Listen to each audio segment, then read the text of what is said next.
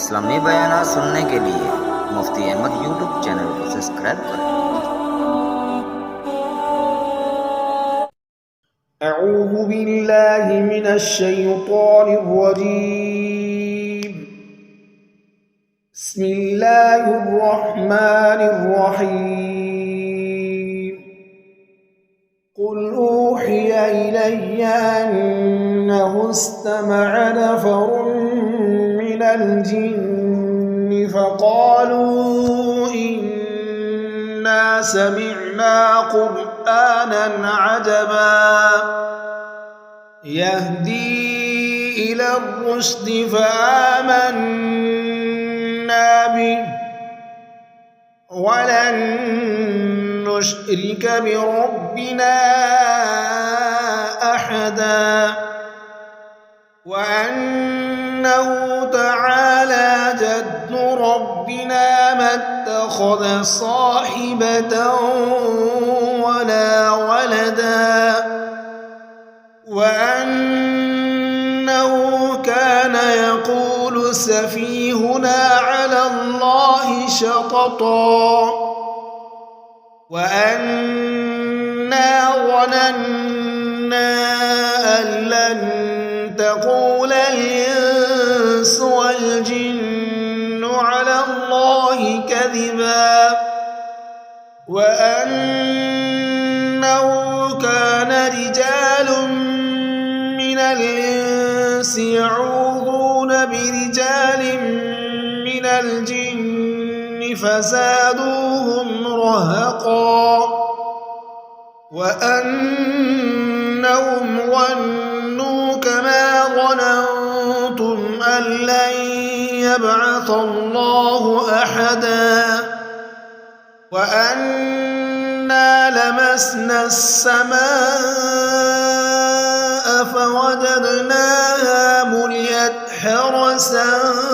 شديدا وشهبا وأنا كنا نقعد منها مقاعد للسمع فمن يستمع الآن يجد له شهابا رصدا وأنا لا ندري أشر أريد بمن في الأرض أم أراد بهم ربهم رشدا وأنا منا الصالحون ومنا دون ذلك كنا طرائق قددا وأنا ظننا أن لن نعجز الله في الأرض ولن نعجزه هربا وأنا لما سمعنا الهدى آمنا به فمن يؤمن بربه فلا يخاف بخسا ولا رهقا وأنا منا المسلمون ومنا القاسطون فمن أسلم فأولئك تحروا رشدا وأما القاسطون فكانوا لجهنم حطبا أن لو استقاموا على الطريقة لأسقيناهم ماء غدقا لنفتنهم فيه ومن يعرض عن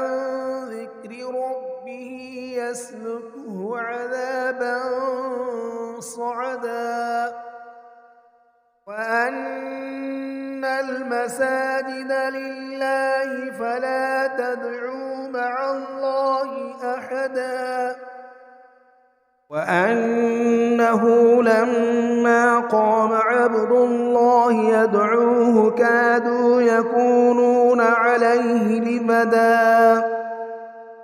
قل إنما أدعو ربي ولا أشرك به أحدا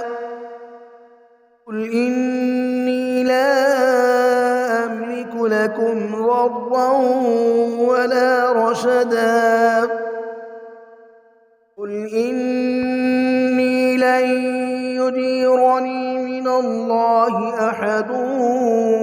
ولن أجد من دونه ملتحدا إلا بلاغا من الله ورسالاته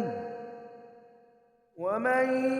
يعص الله ورسوله فإن له نار جهنم خالدين فيها أبدا حتى إذا رأوا ما يوعدون فسيعلمون من أضعف ناصرا وأقل عددا قل إن أدري أقريب ما توعدون أم يجعل له ربي أمدا